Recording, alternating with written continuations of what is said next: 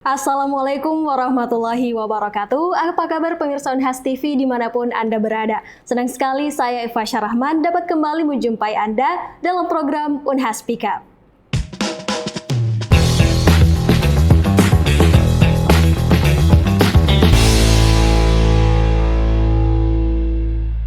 Pemirsa, di tengah perubahan iklim dan degradasi lingkungan yang semakin mengkhawatirkan, hutan rakyat kini menjadi penting sebagai salah satu solusi untuk mencapai pembangunan berkelanjutan dan juga memberikan manfaat baik dari segi ekonomi, sosial, hingga budaya bagi masyarakat.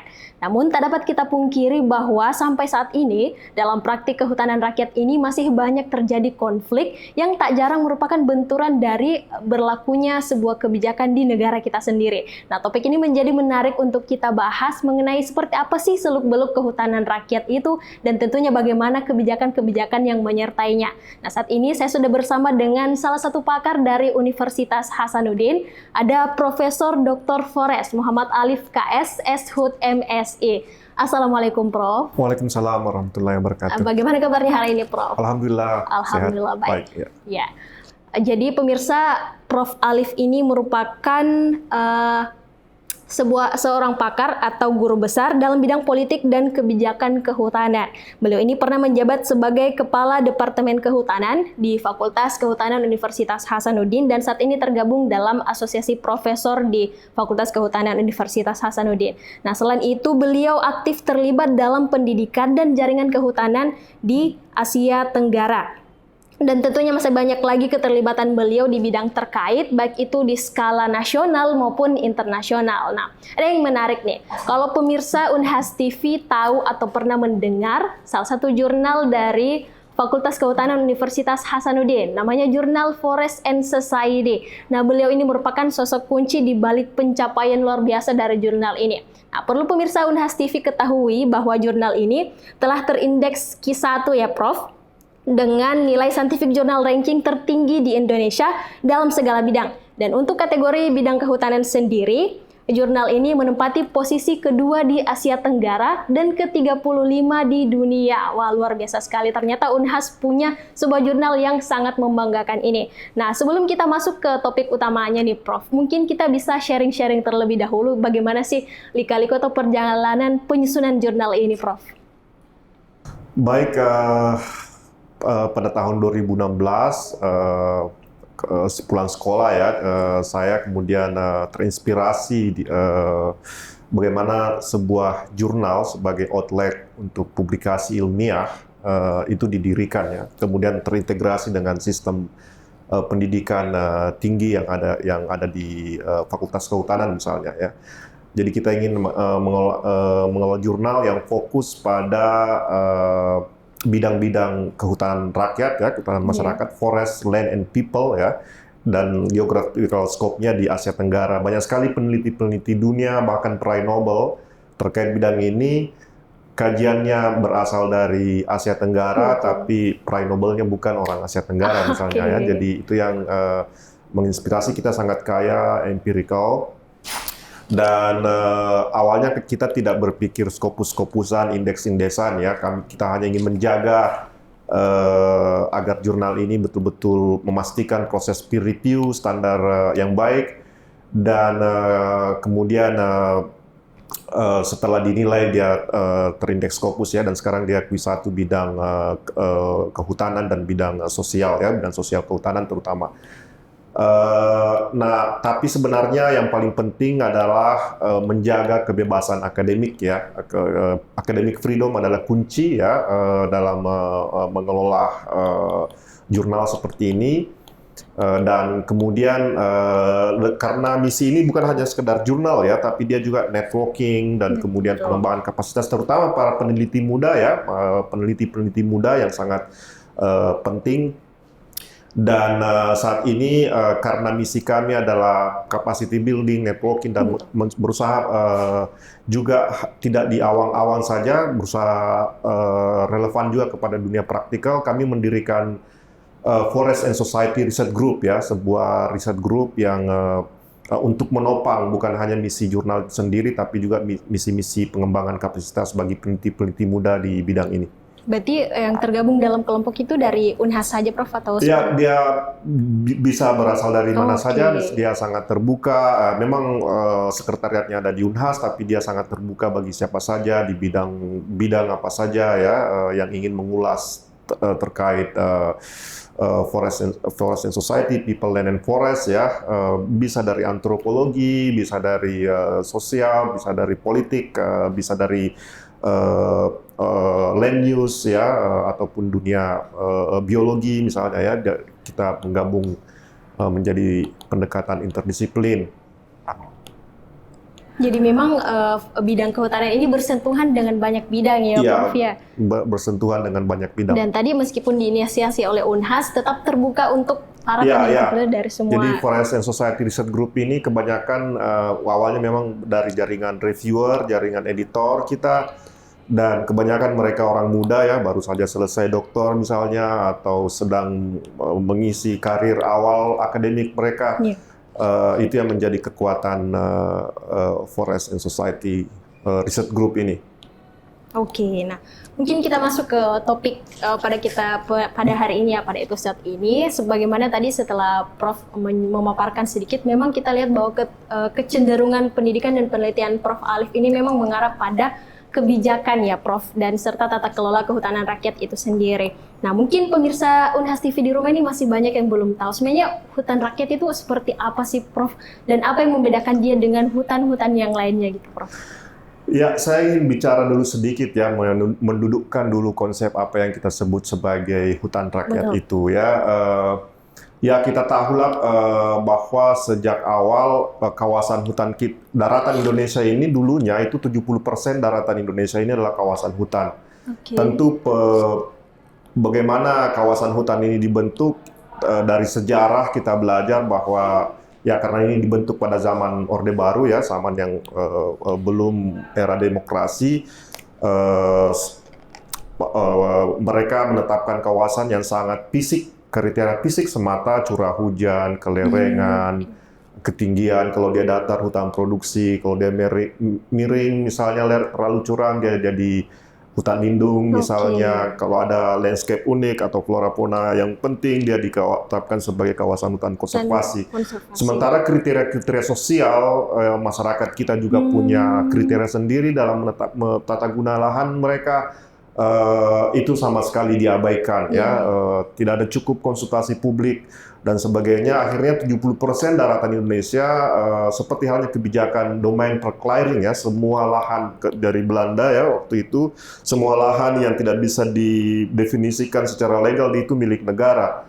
Akhirnya ada jutaan hektar sawah yang berada dalam kawasan hutan, ada jutaan hektar kebun rakyat berada dalam kawasan hutan, dan ada ratusan ribu kampung yang berada dalam kawasan hutan. Akhirnya itu konflik dengan konflik itu kita warisi sampai sekarang. Betul. Nah, bagaimana apa yang kita maksud dengan hutan rakyat? Ya, hutan rakyat bisa kalau didefinisikan yang berada di luar kawasan hutan, dia otomatis dia adalah hutan-hutan milik masyarakat yang sifatnya kecil-kecil.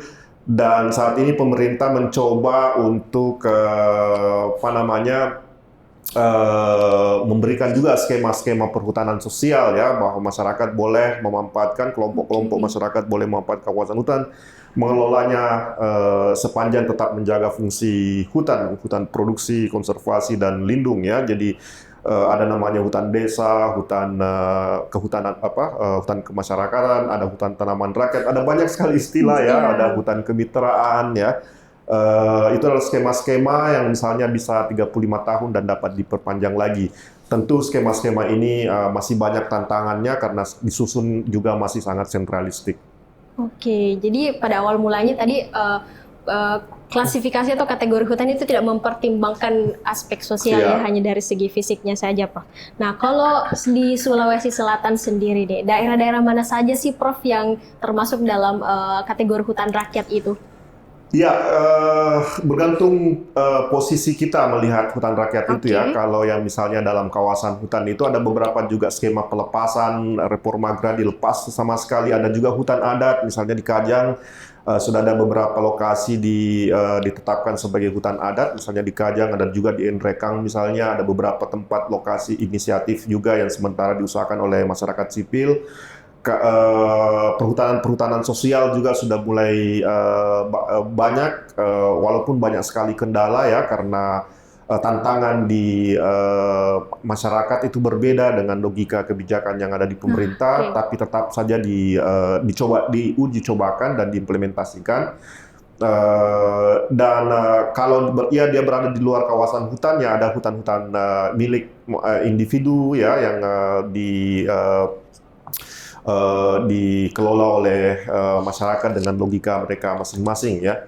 Kira-kira seperti itu sejauh ini. Oke, tadi menarik mengenai pembahasan hutan individu, Prof. Berarti kurang lebih sepemahaman saya berarti hutan tersebut atau kawasan tersebut itu dimanfaatkan oleh individu untuk melakukan proses penanaman dan lain sebagainya dan mengambil hasil dari hutan tersebut ya, Prof? Iya, mengambil hasil dari, kalau di hutan individu dulu sangat susah ya, walaupun dia adalah pohon yang mereka tanam di lahan milik mereka sendiri, ada banyak batasan-batasan mereka untuk mengambilnya. Misalnya tetap ada aturan, misalnya kalau dia berada di sepadan sungai atau seperti apa. Bahkan ada anekdot ya mengatakan, wah saya mending menanam tanaman lain dibanding menanam kayu. Kalau saya menanam kayu, saya menanam penjara saja, ini terlalu banyak aturan. Dibanding dengan tanaman lain ya, misalnya kakao atau di sektor pertanian itu banyak sekali insentif buat mereka, tapi kalau di sektor kehutanan banyak sekali disinsentif ya buat mereka dalam mengembangkan kayu ya, sementara komoditi lain tidak seperti itu. Dan sementara untuk kalau pengusaha besar izin-izin itu sangat dipermudah, sementara buat mereka yang usaha-usaha kecil itu banyak sekali tantangannya. Nah, kalau untuk yang berniat gitu untuk membuka sebuah lahan yang disebut dengan tadi hutan individu, bagaimana sih regulasinya itu, Prof?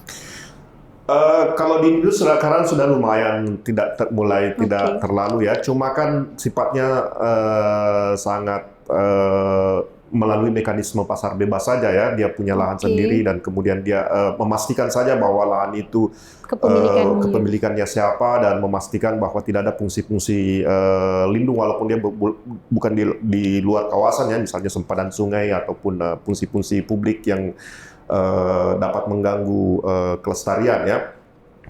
Yang sekarang yang menarik justru yang berada dalam kawasan hutan ya, skema-skema perhutanan sosial seperti hutan tanaman rakyat yang membolehkan mereka mengelola hutan di daerah kawasan itu untuk skema-skema rakyat, tapi persoalannya adalah masih banyak aturan-aturan yang sifatnya sangat mengikat ya. Bukan mengikat juga, tidak berkesesuaian dengan situasi yang ada di lapangan. Misalnya mereka tidak boleh diperkenankan untuk menebang di tahun pertama, sementara situasinya mereka harus menebang dulu misalnya ya. Atau definisi kelompok ya, definisi kelompok itu seperti apa sih definisi kelompok? Kalau misalnya aturannya harus KTP yang petani misalnya ya, sementara ada juga kalangan ibu yang hampir semua ibu itu tidak ada petani di situ ya, kan biasanya kalau di desa mereka menyebutnya adalah ibu rumah tangga, sementara perempuan juga punya aktivitas misalnya sebagai bertani juga di dalam, jadi ada banyak. Dan definisi warga setempat itu seperti apa, sementara hutan terkadang skalanya tidak lintas desa misalnya ya, siapa yang dimaksud dengan masyarakat setempat, diinterpretasikan adalah desa setempat, sementara desa tetangga juga misalnya mereka juga selama ini punya akses terhadap hutan itu. Jadi ada banyak ketidaksesuaian yang ditemui antara logika kebijakan dan apa yang sesungguhnya terjadi di lapangan. Nah, sangat menarik tadi pemirsa pembahasan mengenai adanya kebijakan yang sebenarnya tidak relevan dengan keadaan masyarakat ya. Tapi ditahan dulu Prof, kita akan berbincang lebih lanjut di segmen selanjutnya. Oleh karena itu pemirsa Nas TV jangan kemana-mana, tetap di Unhas Speak Up.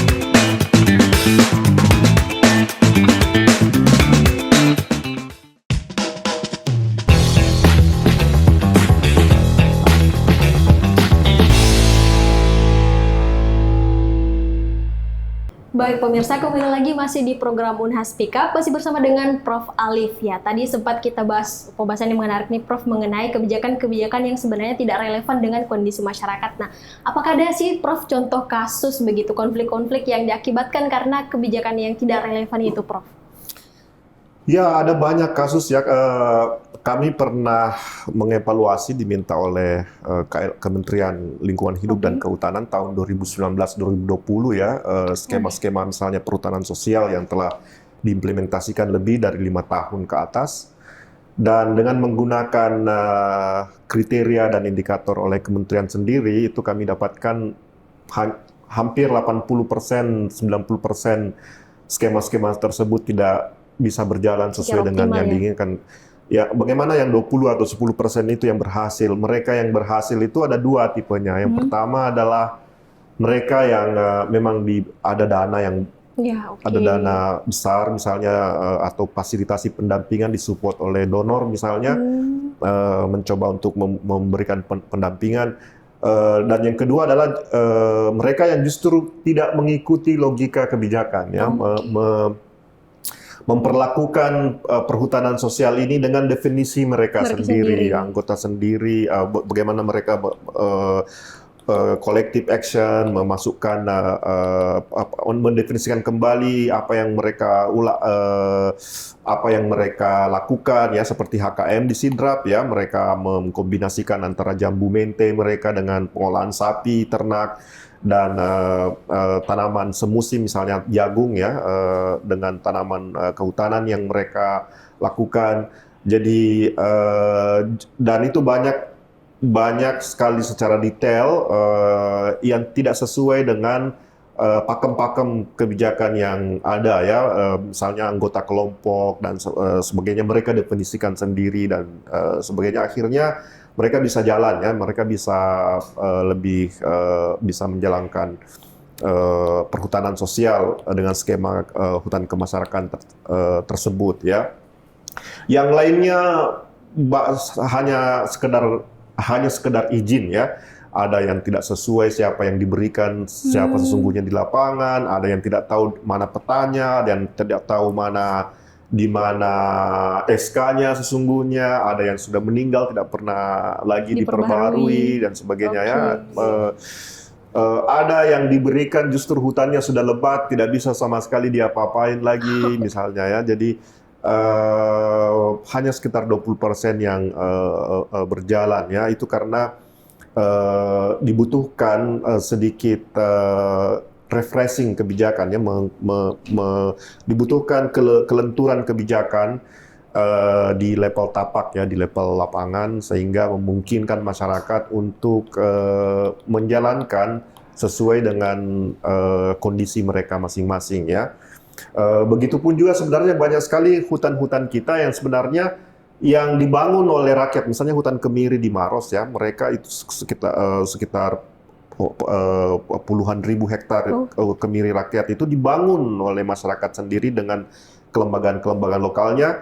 Pas dia terbangun dengan baik, tiba-tiba dimasukkan dalam kawasan hutan, ya. Sekarang dia menjadi taman nasional. Mereka tidak bisa lagi memproduksi kemiri. Dulu mereka haji gara-gara kemiri, menyekolahkan anak gara-gara kemiri, misalnya. Cerita-cerita itu sudah tidak ada lagi. Sekarang masuk jadi kawasan taman nasional, kawasan konservasi yang menurut konservasi kemiri ini bukan tanaman endemik, sehingga tidak boleh sama sekali dibiarkan, ya. Jadi tidak boleh ditebang, dia biarkan mati sendiri. Akhirnya kemirinya pada tua, tidak bisa diregenerasi, dan bukan hanya persoalan kemirinya, tapi kelembagaan pranata-pranata lokal yang hidup di sana juga turut tidak bisa berkembang lagi. Oke, nah berarti sebenarnya harusnya atau idealnya seperti apa sih, Prof? Apakah memang suatu wilayah itu idealnya dikelola oleh lokal saja? Jangan percayalah sama rakyat, ya. Berikan waktu, berikan ruang bagi masyarakat untuk mengembangkan hutannya. Biarkan mereka bertumbuh kearifan lokalnya. Karena tantangan sekarang ini ada gejala deagrarianisasi, ya. Tidak ada lagi anak muda yang ingin bertani, berhutan, luka aktivitas pertanian di desa. Mereka lebih lebih pada sektor yang lain ya. Jadi tantangan, jadi konflik ini ditambah lagi dengan konflik deagrarisasi, anak muda tidak tertarik lagi. Kemudian jangan lupa di Sulsel ini budaya kita itu adalah migran ya. Kita sompe atau pergi ke daerah lain. Ketika mereka tidak punya ruang hidup di sini, mereka pergi Kalimantan, Malaysia, Papua, dan mungkin dengan begitu dia bisa menjaga hutan karena tidak ada orang anak muda lagi di desa, tapi dia pergi ke tempat lain dengan merusak hutan juga mungkin ya, bekerja di sawit misalnya atau di tambang misalnya di pulau lain.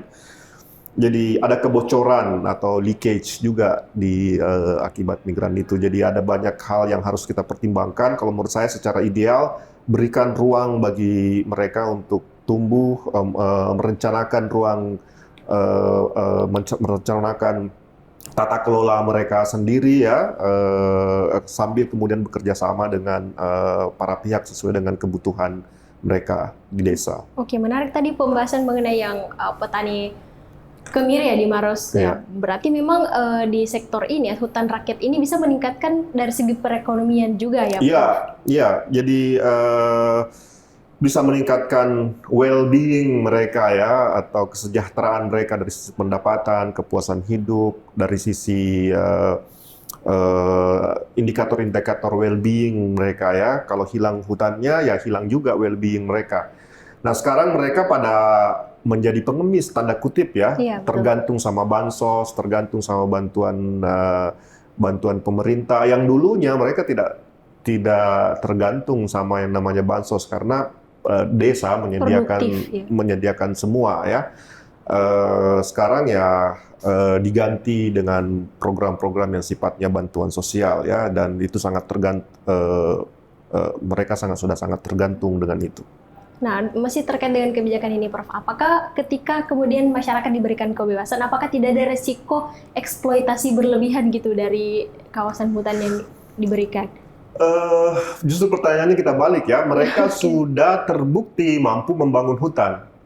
Pemerintah coba berikan buktinya, mana buktinya mereka mampu membangun hutan.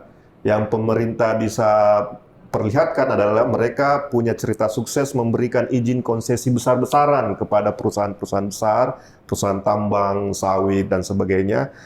Dan justru cerita sukses masyarakat itu mereka dahulunya pernah sukses membangun hutan. Sekarang kita blaming mereka sekarang ya, blaming the victim ya. Artinya karena mereka sudah rusak, mereka kemudian ingin diberikan izin untuk perbaiki ya. Jadi sebenarnya siapa sih yang punya masalah dan siapa sih yang harus menyelesaikan masalah ya. Jadi itu kalau saya memang ada keterlanjuran ini, saya sebut sebagai keterlanjuran juga ya, adalah sudah parah memang dan mesti kita pelan-pelan benahi. Dan kalau saya berangkat dari, mau tidak mau berangkat dari perencanaan yang ada di desa sendiri ya. Desa sendiri maunya apa, mereka sekarang situasinya seperti apa, dan kita berangkat dari situ. Oke, kembali lagi ke masalah 20% tadi yang tidak mengikuti skema. Apakah itu akan mendapatkan sanksi atau seperti apa sih, Prof? Sejauh ini tidak, karena mereka mampu membuktikan, mereka mampu mengelola, merestorasi sumber daya alam dan penghidupan mereka, dan bahkan diapresiasi salah satu lokasi dijadikan real model ya. Tapi mungkin karena pemerintah sendiri tidak tahu bahwa secara diam-diam mereka sebenarnya tidak mengikuti sepenuhnya itu, tapi menurut saya justru kebijakan sekarang harus mulai jangan terlalu disamakan. Harus fleksibel. Ya, fleksibel sesuai dengan kondisi daerah masing-masing. Ini hutan desa yang ada di Aceh dengan di Papua dengan di Sulawesi kebijakannya semua sama, HKM yang ada di sana di sini juga sama. Jadi harus ada mekanisme yang berbeda dan jangan juga terlalu banyak diatur ya. Aturan kan terlalu banyak ya, setiap tahun diatur, lebih banyak tidaknya ya dari atau kata jangannya dibanding kata silahkannya ya. Jadi harus lebih fleksibel, percaya pada mereka, dan memberikan ruang untuk tumbuh ya. Kenapa kalau pengusaha besar dengan mudah kalian percaya, tapi kenapa kalau Masyarakat kita sendiri. masyarakat yang biasa, smallholder ya, masyarakat kecil dan menengah itu juga harus diberikan perlakuan yang sama. Oke, nah ketika ada kebijakan yang diberlakukan itu, Prof, apakah memang tidak ada yang gitu sebagai pengawas gitu di wilayah-wilayah yang harus mengimplementasikan skema Ya, tersebut? sebenarnya perangkat-perangkat negara sampai di tapak itu banyak sekali. Ada namanya Dinas Kehutanan atau Dinas Pertanian, ada namanya Kesatuan Pengelolaan Hutan ya, KPH yang ada di lokasi-lokasi di tapak, ataupun penyuluh-penyuluh pertanian, penyuluh-penyuluh kehutanan itu bisa berfungsi berperan sebagai apa yang Ibu Pengawas ya, katakan pengevaluasi. sebagai pengawas atau evaluasi ya. Dan kalau saya posisinya harus ditempatkan dengan posisi yang setara dengan masyarakat. Jadi posisi yang saling belajar ya, bukan posisi yang patron klien baru yang itu bisa akan membuat masyarakat yang marginal tambah marginal lagi kalau menambah lagi posisi relasi kuasa yang timpang buat mereka. Oke, mungkin ada contoh-contoh yang lain atau kasus yang lain yang justru gagal gitu karena mengikuti skema ini, Prof. Iya, seperti yang saya sampaikan, yang 80% itu hampir semuanya gagal karena tunduk ya Pada skema yang dengan diberlakukan. skema yang ada, dan skemanya pun skema yang sangat, siapa yang perkenalkan skema itu datang ke desa. Kalau NGO-nya kebetulan suka dengan hutan desa, aktivis desa misalnya, perkenalkan hutan desa. Kalau NGO-nya atau lembaga pemerintah yang datang suka HKM.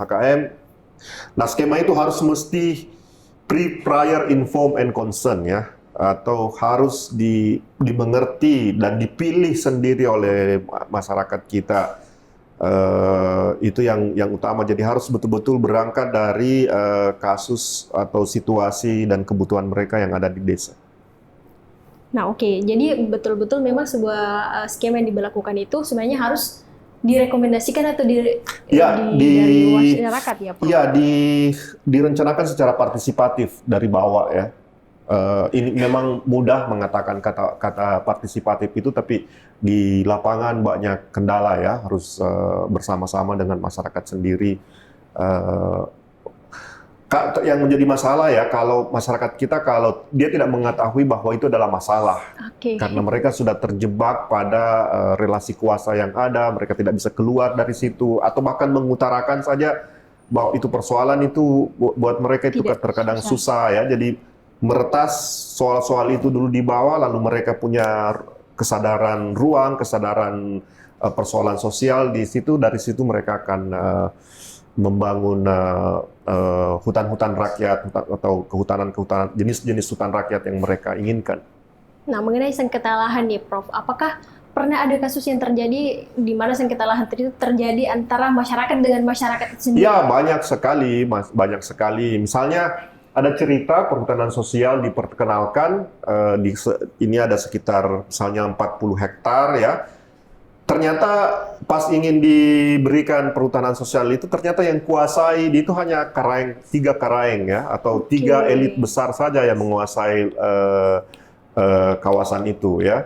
Nah, itu konflik dengan masyarakat. Nah, bagaimana sementara tiga orang, tanda kutip ini misalnya, ada sebuah elit yang punya relasi kuasa yang timpang dengan masyarakat umumnya. Kan bukankah perhutanan sosial itu untuk mengatasi timpangnya distribusi lahan ya di desa, tapi itu tidak bisa dilakukan karena tiga orang ini yang menguasai lahan itu misalnya. Jadi itu adalah konflik di antara mereka sendiri, dan itu butuh waktu untuk diselesaikan. Ya. Nah, bagaimana penyelesaiannya tuh? Apakah dengan menggunakan kebijakan yang berlaku di negara kita atau seperti apa, Prof? Iya, ada banyak. Kalau misalnya sebenarnya kalau mau ikuti aturan itu tidak boleh ada orang yang menguasai kawasan hutan itu tidak secara hukum ya. Tapi fakta secara di lapangan kita tidak boleh juga indahkan bahwa ada orang yang punya relasi kuasa, kecuali kalau ingin menegakkan hukum dengan bagus, ya silakan saja ya. Tapi biasanya menemui kendala karena mereka punya sejarah sendiri mungkin ya, dan harus diselesaikan secara perlahan ya.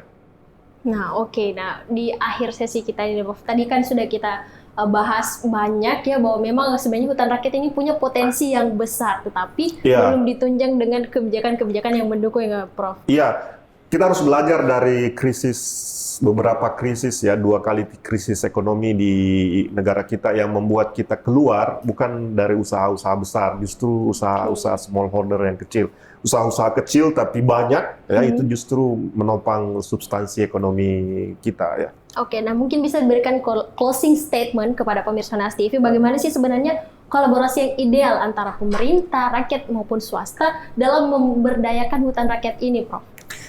Ya, kalau saya sebagai closing, mari kita memulai hutan rakyat ini berangkat dari persoalan yang ada di bawah, ya, sesuai dengan peran kita masing-masing.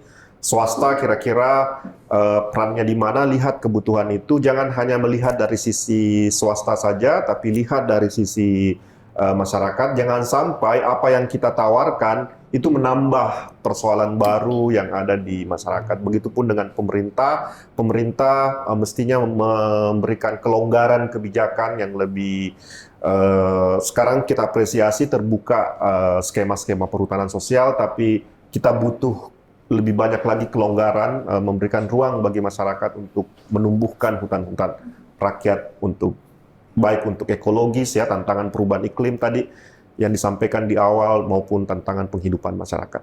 Oke, baik. Menarik sekali pemirsa diskusi kita pada hari ini. Terima kasih kepada Prof. Alif karena sudah sharing-sharing Prof bersama kita dan pemirsa Unhas TV di rumah.